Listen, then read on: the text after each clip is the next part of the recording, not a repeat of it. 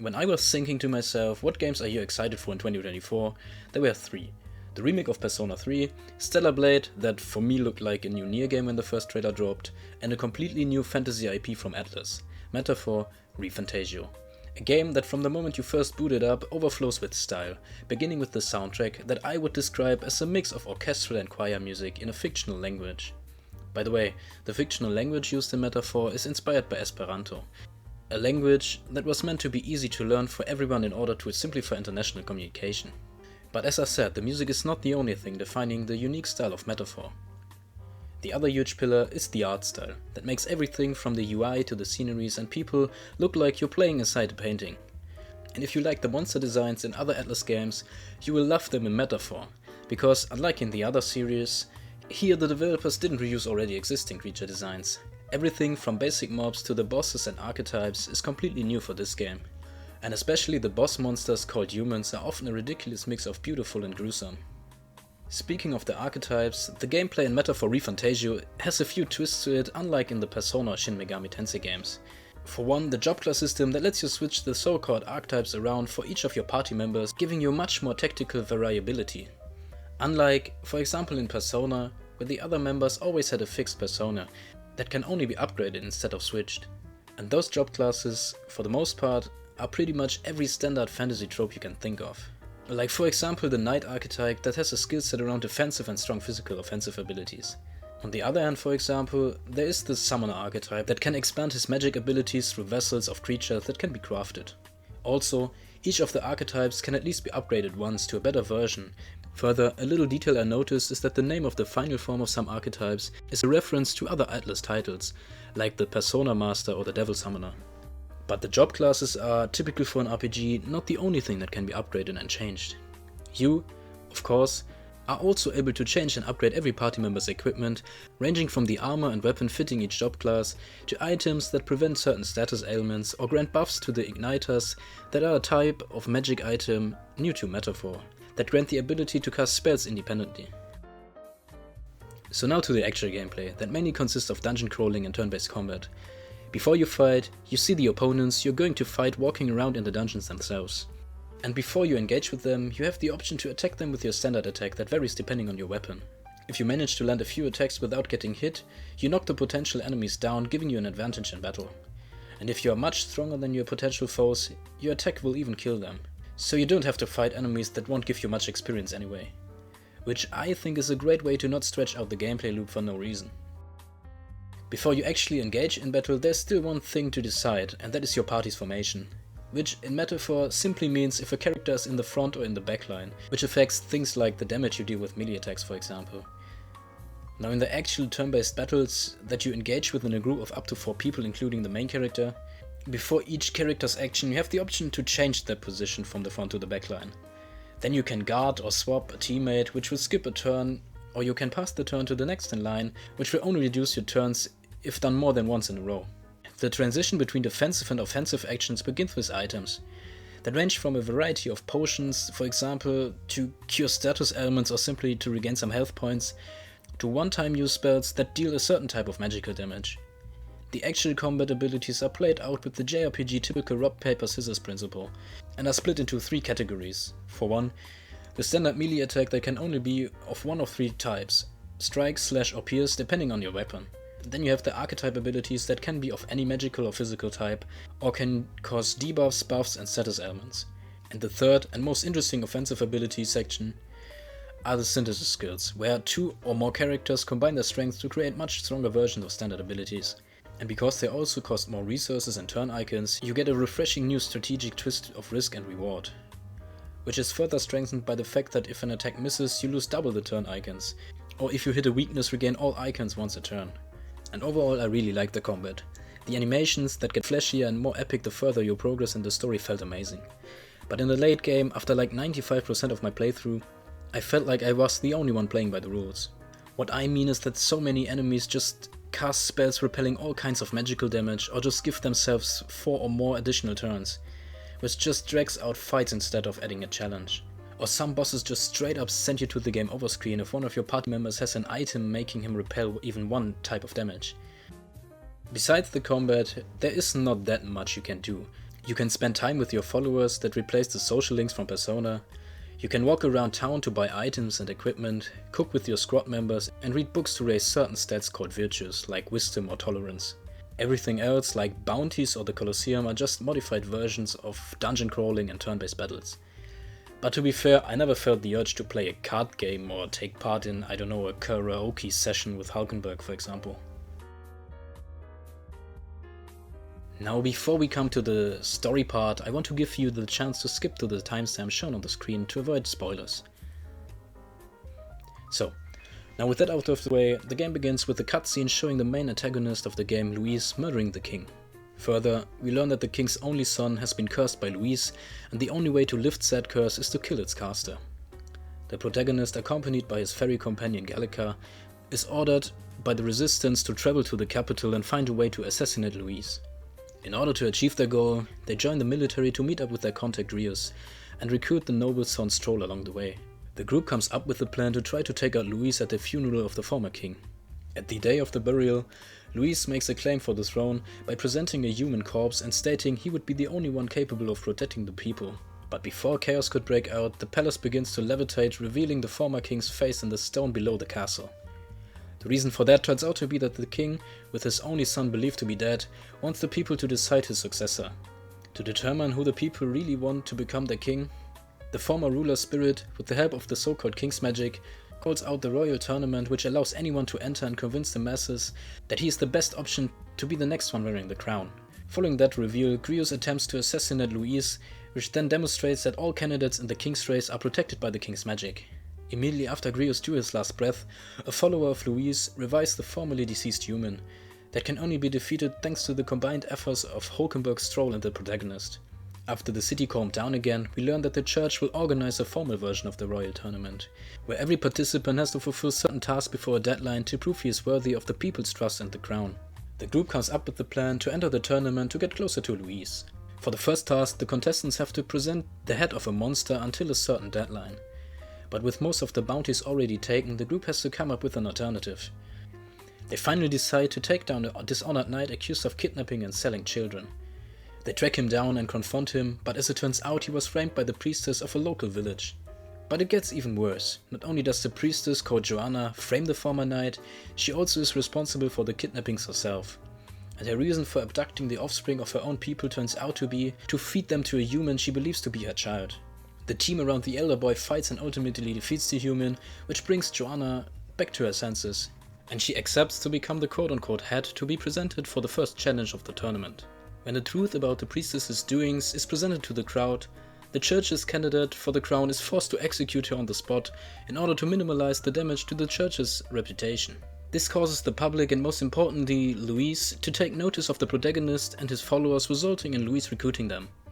The protagonist and Gallica then sneak through Louise's skyrunner trying to find the curse's formula. But they end up being noticed by the songstress Juna, who luckily turns out to be part of the resistance herself. With the two new members joining the group, the next challenge is about to be revealed, which this time asks all candidates to find so-called divine relics. Louise orders the party to look for the Lance Dracodius, a divine relic protected by a mostly isolated island civilization. Further, he commands the brothers Fidelio and Basilio to join them on the search. On the island, they learn that the islanders plan to sacrifice the town's leader's sister Yufa to a dragon god in a temple nearby. The group decides to rescue the girl with the hope to maybe get closer to getting their hands on the desired artifact that way as well. Inside the temple, they not only come across a huge amount of different monsters and humans, we also get a glance at the remains of buildings of a fallen civilization that looks very close to our modern world. After finally getting hold of Yufa, the party convinces her not to sacrifice herself to the human she believes to be her people's dragon god. After winning the fight, the dragon lance absorbs the dragon part of the monster, and the group can finally return with their desired artifact. Before giving the lance to Louise, the group learns that it possesses the power to surpass the king's magic and decides to hand Louise a fake and use the original to assassinate him. In an epic fight, they put their plan into action and leave the defeated Louise behind. With the victory in their minds, the party attends the ceremony of the second challenge and presents the lance to the crowd. But Louise, who has been saved by his right hand Zorba, turns up again, stealing the lance and killing Forden with it. He further claims that he was framed by Forden and had nothing to do with the prince's curse. He then begins to attack innocent bystanders, which convinces the brothers Fidelio and Basilio to switch sides and protect the family from Louise's attack. But the attack was too strong for them, and Fidelio ends up dying from the hit. Basilio, overwhelmed with grief, then decides to join the elder boy and his crew to avenge his brother's death. The church, on the other hand, elects Juna's adoptive sister Rella as their new candidate for the tournament. Further, Luis convinces the spirit of the former king to lift the king's magic and its protection for the candidates. And if that wasn't enough chaos already, Rella reveals that she cursed the prince all that years ago. Knowing that, the group decides to confront the church's new candidate. When they find her in front of a magic academy that was closed by the church, she summons a dragon to fight your party in her stead. After a tough fight, Rella uses magic to talk to the country's citizens, and we finally get to know the truth behind the prince's curse. She reveals that Foden pressured her as a child to cast the curse. Her speech ends with her ending her own life with the help of ice magic, freezing her in a huge ice crystal on the spot, leaving the party and especially Juna in disbelief. Now, with the biggest contender for the crown without a candidate, Luis challenges the protagonist to a duel for the crown. At the day of the duel, when being overwhelmed, Luis again plays dirty and uses a spell to transform the protagonist into a human. Even though he manages to transform back to his usual form, the damage to his reputation is already done, due to Luis claiming the humans that terrorize the people all around the country are actually the Elder. The group is forced to flee and heads towards the sanctum where the prince was hidden. But upon arrival, they are met with the fact that the curse's damages were too severe and the prince died even though the curse was lifted. While everyone around him seemed perplexed, the protagonist begins to hear a voice, which turns out to be the spirit of the prince's deceased mother. She tells him that she manipulated his and Gallica's memories to guide him on his way to lift the curse, and that he himself is actually born from the prince's hopes and desires, that he can still save the prince by merging with him. If you decide to not believe her and not merge with the prince, you will be met with an ending that shows Luis take the throne without any opposition and destroy the land. However, if you decide to believe her, the protagonist will return to the prince as his soul, and from now on you take the role of the prince himself. Shortly after a bit of confusion about what just happened, we learn that the elders are the actual humans from a civilization long ago, and that civilization fell apart when magic and Makla were discovered and sparked a war, wiping out every nation to the point of no return. The other tribes either were artificially created during war times or evolved from the survivors of the war themselves. And the humans we see in the world right now are actually elders that mutated because they were exposed to too much magic energy. Further, we learn that Luis is an elder himself, which is also shown by him throwing his fake horns away after entering the palace on top of the flying stone head in the sky. Also, we get to know that he wants to use the king's magic to turn everyone except for himself into humans. After they return to the capital, the party notices everyone in the city is much more aggressive and anxious than usual, and the sky has turned red. They come to the conclusion that all of this has to be Luis's doing and decide to confront him in the palace. Inside the palace, that is now swarming with monsters, they come across crystals that turn out to be the source of the citizens' change of emotions. After destroying those and returning the effect on the people, we once again get the chance to face Luis, who then explains to us that the source of the king's magic lies in the emotions of the people, and that the world is a complete mess that can only be saved by resetting everything again by destroying the continent and turning everyone into humans, which in his mind means that only the strong gain the right to survive, resulting in true equality. He then offers us to join him and rule over the world together, which you can accept, which results in another ending, or decline, which results in Luis retreating into a red ball in the sky, the Tyrant Star, where he waits for the party to confront him once more. When the party defeats Luis once again on the star overrun with humans, he tries to escape by sending hordes of humans towards the party to buy himself time. But all of the people that accompanied the prince offer to fight the monsters in the last stand to give us a chance at chasing after Luis and saving the world. After confronting Luis once more, he again uses a spell to transform the protagonist into a human. But before he could actually transform, the Eldon boy rips out his own heart, but instead of dying, he gets transported into Academia, the realm of Mo. In there, he tries to convince us that our world is just a fantasy, and the actual real world is our world. He even goes as far as transporting us to the middle of a street in modern-day Japan, asking us to leave the life as we know it behind and stay here. By agreeing with him, we would get another early ending for the game. If we decline his offer, he will try to force us in a battle. After defeating Moore, he will come to his senses and even encourage us to defeat Luis. Back in his world, the protagonist wakes up to the worried faces of his loved ones, that, recognizing he is alright, quickly turn into a relieved expression. Reunited with the prince, the group decides to face Luis once again. This time Luis doesn't try to play tricks on the party. Instead, this time he uses the spell on himself, which turns Luis into an angelic looking human with 3 masked faces. After one of the most difficult but also most epic fights I can remember in recent history, Luis is defeated. Or at least we think. Louise makes another move to kill the protagonist, but the prince defeats him and destroys the king's scepter. After this final battle, the prince is announced to be the new king, and we get another scene with Moore, who reveals that he is to the king what we were for the prince. We then get a time skip where we learn that our party members are all in a new role under the new king, like Haltenberg leading the Royal Knights for example, and that despite being glad everything turned out well in the end, they all miss the feeling of the journey they had. The game finally ends with the group taking off with the Skyrunner once more to travel the continent. And now before we leave the spoilers behind, while I really enjoyed most of the game, the last part really felt dragged out, with Louise just coming back and fleeing and coming back, and that feeling was even stronger because of the dungeons before each encounter. Which brings me to the question, if you have played the game yourself, have you felt the same way in the end, or was that just me? And don't get me wrong, I really enjoyed most of the game, but the end just wasn't that satisfying for me. So, first of all, welcome back to everyone skipping the story part. All in all, Matter for ReFantazio is a fantastic game with a beautiful art style, giving the game a unique look ranging from the menus to the sceneries you travel. Supported is all of this with a unique soundtrack that underlines each situation, even if you're just walking around cities. And while there is not that much outside of the combat, sad combat feels always fresh, thanks to the smooth animations and character progression.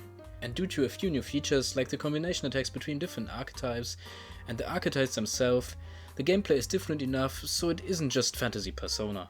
Combined with an engaging fantasy story that takes on themes like politics, poverty and racism, you get a game that is up there with the best RPGs of the last 10 years. But because of a few design choices, this game just doesn't reach the absolute peak for me. So, if you watched until now, please feel free to leave your opinion on Atlus's new IP in the comments. And if you liked what you see, please consider liking and subscribing, and I hope to see you next time.